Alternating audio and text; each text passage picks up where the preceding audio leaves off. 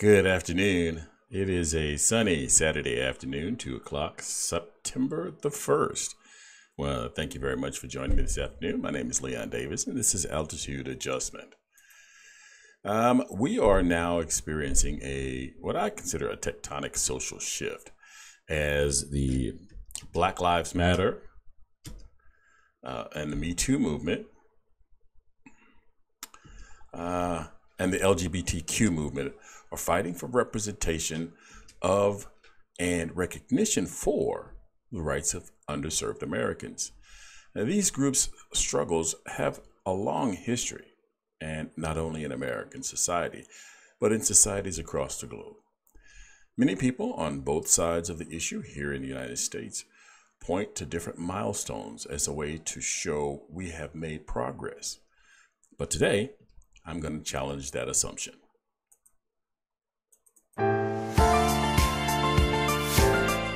Welcome to Altitude Adjustment. Alrighty, so many big societal pushes are a result of an incident or a series of incidents that causes a great emotional push for change. Now, the movement gains momentum as people join together and try to implement change. And many times the media will point to an individual or a small group of individuals as the spearhead for this change, making it seem that the nucleus for change is usually centered around a small group. While having a single leader or lead group makes it easier to understand the movement, it does not always fully represent the movement. Now, you can take the Me Too movement. It may mean different things to different people, and the movement has a general thrust with some specific issues that they want to address, while some issues aren't necessarily completely identified. Now, Me Too becomes more of an umbrella movement for social change, and it's important to note that it is ignited from identifiable injustices, but is not necessarily limited to righting just that injustice. Now, the Me Too movement had a predecessor. It was the women's right to vote. That movement was more than just the right to vote. They wanted respect and equal treatment and additional changes in society.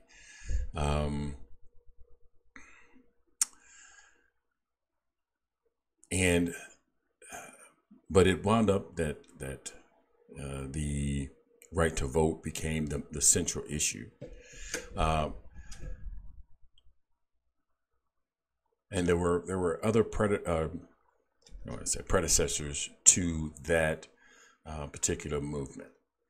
Now, by limiting the scope of the movement to just voting rights, they increase the possibility of success by staying focused on a particular goal and being able to apply all of the necessary resources in order to try to achieve that and get a large group of people focused on a particular issue, understanding what that issue was, and then executing their agenda in order to try to fix that particular wrong. But in doing so, there were a lot of other desired changes that went unaddressed, by focusing on one particular issue. Now, while it was difficult to get the voting rights passed, and there was a lot of angst, they had to prepare for a long fight. And in an emotional issue, many times it is difficult to either keep people focused on first getting a large group of people to agree to any one thing is difficult. As I said, there were a lot of people involved in the three movements that I mentioned that have different ideas about what should be accomplished and how to go about accomplishing that. And so getting organized and making sure that the effort is going to bear some fruit, getting people focused on a particular, going down a particular path and making sure that you know what you're trying to accomplish is difficult in and of itself. And then the larger the group, the more difficult, the more challenging it becomes. If the group is fractured, then that even makes it much more difficult. So trying to keep people on message, trying to keep people, focusing on what you're trying to accomplish is an extreme challenge. And right now as I mentioned, we have three particular disadvantaged groups that are fighting for their place at the table, being represented and being treated fairly in society. For to accomplish more than just the initial thrust of the movement, as I said, it's going to require a lot of dedication in it, and the initial emotional impetus that help build the movement is not going to be enough to sustain it long term. So there has to be at least some level of planning and some level of preparation, and definitely a lot of dedication to achieving that. One of the things that I think people are aware of is that power really only concedes one issue at a time, or makes as few concessions as possible. And that I think for a couple of reasons. One, they're pushing back against the change, which is why it wasn't implemented in the first place. And by making it difficult, extremely difficult for you let's assume they agree with some of your points, but by making it difficult, making the fight extremely difficult, it is going to discourage many people, because they're going to fall away because it wasn't easy, because other things start to become more important or take precedent. And come on, come on, lady. Alrighty. And other things start to take precedent. And so maintaining your coalition, maintaining that group then becomes a challenge. Also, as I said, by making the change difficult, it makes people not really interested in wanting to continue to fight long term, because it takes a lot of resources, and it takes a lot of effort and a lot of dedication. Not to say that people don't have the dedication, but there are a number of other things that are tugging at them and that require their attention, and then to try to parse that so that they give the necessary attention to all of the things that are bugging them. I mean, anyone who's organized a large group is going to understand how difficult it is to hold together a coalition of people, especially when everyone has probably some different ideas about how things should be handled. And you can see that in some current examples, or like the USOC, USA Gymnastics they just hired a coach, and I didn't get a chance to go through the whole article and get all the details, but they hired a coach, and then 3 days later, they fired the coach because of some issues with inappropriate contact with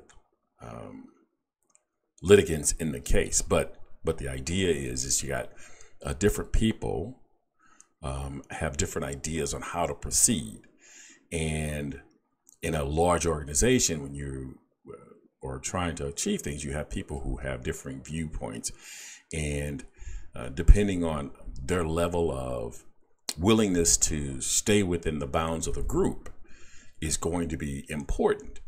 And in many cases, you get people that, as you can see that in Black Lives, or you can see that in the LGBTQ movement, where people do go rogue. I don't want to really call it rogue, but they veer from the group effort because they don't see the kind of, come on, you got to get down, sweetie. All right. They don't see the kind of results in a period of time that they would like to. So they strike out on their own, or they may try some different tactics, which may not reflect well towards the group. It's going to, it may make the group's effort a little more difficult because by not adhering to or staying with the group, now the group has to then answer for or somehow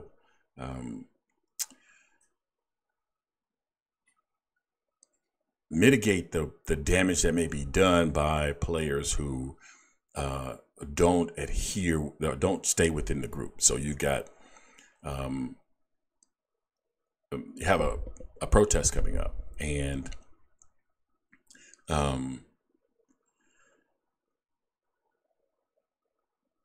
the idea was to not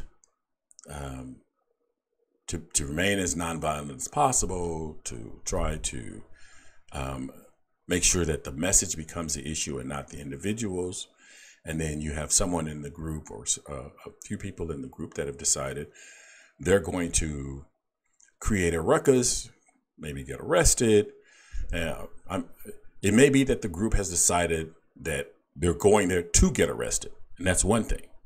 But if the group has decided they're going to there to protest, make sure that their message is heard, and in that particular instance, they're not attempting to get arrested, and yet someone has decided, well, I'm going to get arrested for this, during this.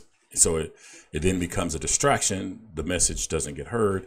It makes the struggle drag on a little more, because now the organization or the group has to answer to or try to mitigate any perceived damage that the outliers have caused. So organizing a large group and getting people all rowing in the same direction is an extremely difficult process. And so I know that there is that need to. So if you're pushing for a long-term fight and you're trying to get more than one issue addressed, the longer that goes on, the more distractions that you're going to have, the more you're going to have people break away, maybe not be as happy with the results as they come through. But so that becomes a difficult thing to manage.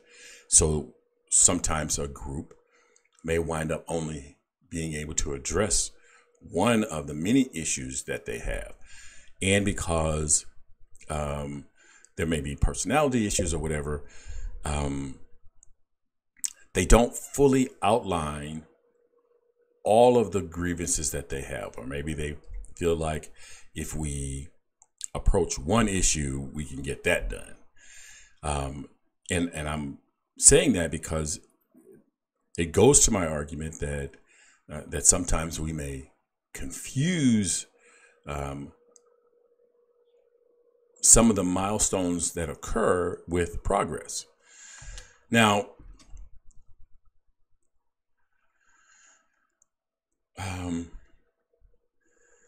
so having a central organizer allows for a consistent theme through the efforts of the organization. Because the more, if anyone was worked in a group, the more leaders that you have in the group, the more likely you are to stray from a particular design topic. Because, as I said, people want things differently than you want things, and they don't agree with you on this, and they may be willing to protest in this place and not protest in that place, or if they protest in that place, they want to do it this way. And so the more chiefs that you have, the more effort it takes in order to get people to line up, because the whole idea behind the group is the more people that you have to support the idea of the group, the more consistent you can stay with your message, and the more likelihood you are of success.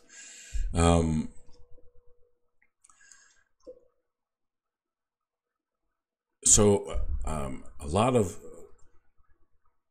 there's a lot of iterations of the Me Too movement, the Black Lives Matter movement, the LGBTQ movement, and because they all had predecessors, they all had other movements before them that were attempting to do things to make the lives of marginalized citizens and overlooked minorities in the society, make their lives better, give them the same footing as the majority, which they're being ignored. And the challenge of maintaining the focus of a large group may make achieving more than one objective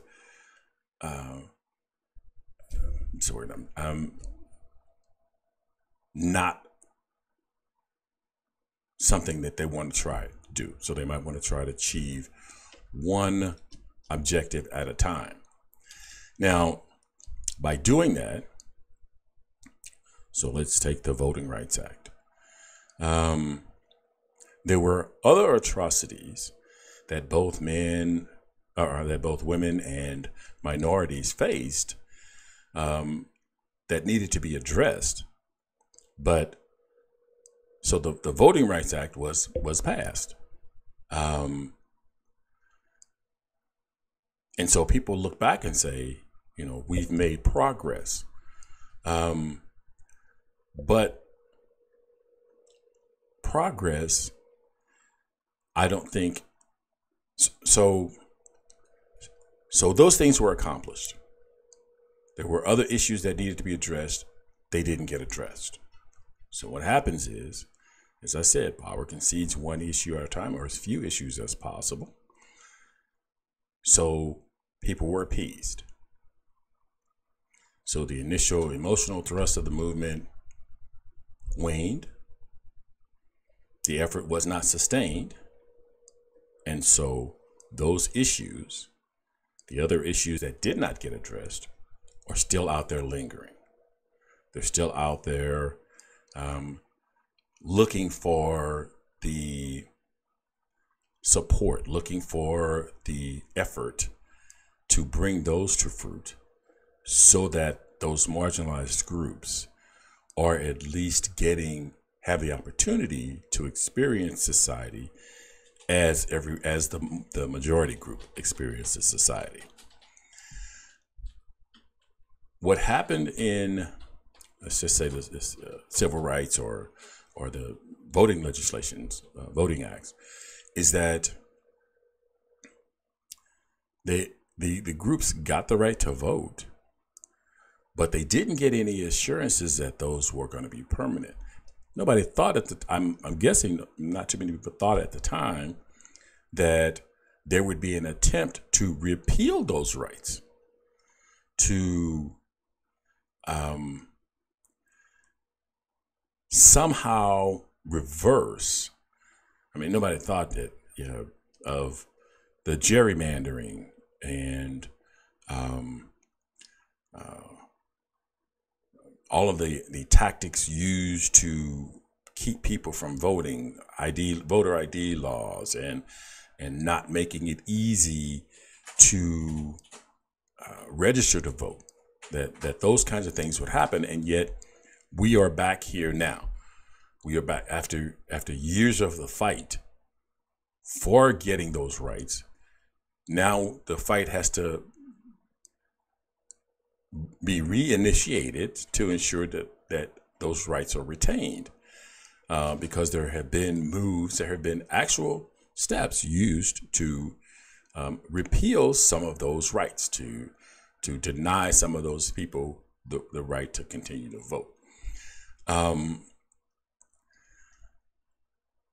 So for me, I don't see that as change. I don't see, while you can point to the milestone that voting was granted for women, it was recognized. I don't want to say granted, I want to say recognized. The voting rights of women were recognized. The voting rights of African Americans was recognized. But they're still having to fight just for what I would consider some basic rights of an individual. And while some will want to point to that the fact that we passed that voting right legislation as progress, I don't see that as progress. I believe that if you concede, let's say you on the voting rights, you concede to give them the voting right, and then you water down that effort, the fact that they won the right to vote is actually mitigated by the behavior to water down or dilute that right that was given to them. And while, as I said, some people believe that that is progress, I don't see it as progress.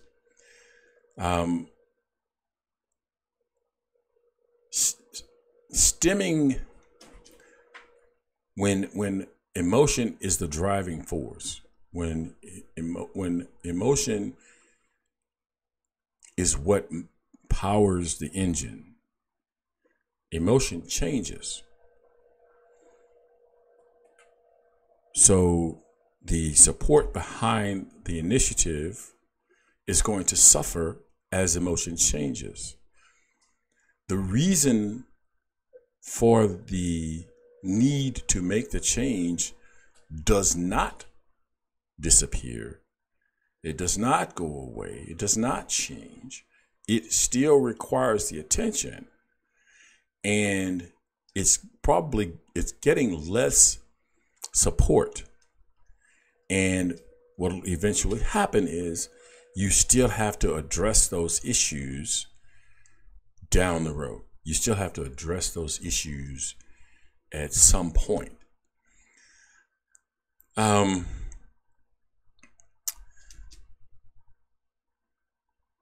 So while I some people see women gaining the right to vote, I recognize that when women are still fighting for, basic rights as to be able to determine their own health care needs, that they have to actually stand up and say, while men's health issues are addressed in insurance and in health institutions as necessary, and then women's issues are pushed to elective. That's something that It's not seen on the same level. It's not seen in the same way. So I don't see that as progress. We can continue to go a step at a time. We can continue to address one issue, resolve that one issue, wait 20 years, and deal with the next issue. Or we need to have people focus on the broader idea that in your lifetime, the things that should be, could be, rather than getting hyped up and having one protest about one issue.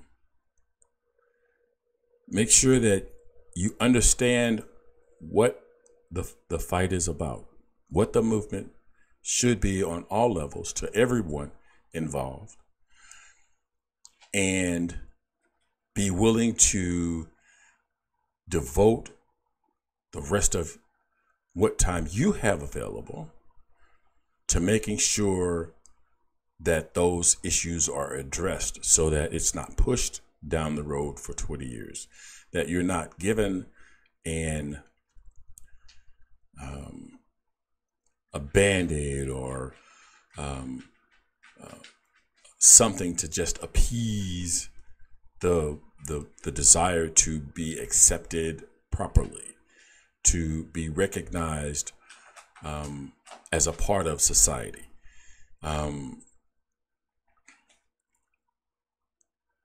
I just think that far too often people don't see the long-term value in sticking out the fight and allowing some pushback or some difficulties, and or maybe the fact that it's not, they don't see it in the paper every day. So a lot of times, if you are interested in a movement, you have to get involved. You have to make sure that you look for, is someone doing something about this? And not wait for someone else to address that for you. We as citizens all have a responsibility to create a better society, not just for ourselves, not just for our kids, but for our neighbors' children, for everyone that is a member of our society that interacts with us on a daily basis. A sense of community is important in our politics, in our social behavior, so that we're doing the right thing for as many people as possible on a large scale. So getting involved, making sure that. So one of the things I did mention is that when a single person leads a group, or a small number of people lead the group, if they for some reason get sidetracked, or for some reason are not able to continue in that capacity, it could slow the necessary change. But if the goals are defined and presented, then anyone can pick up that movement and pick up on that movement and try to help facilitate that change. And I think we do a lot of that. But I want to encourage people to make sure that you are doing your best to contribute. And I realize there's that everyday life, but keep in mind that if you drop all of the things that you need to help for tomorrow because of today, then tomorrow would not be any better. You have to find a way to share the need for solving problems today and making sure that you're solving problems for the future so that you don't always have to continue to deal with the same problem today. I want to thank you very much for taking this time to listen to me this afternoon.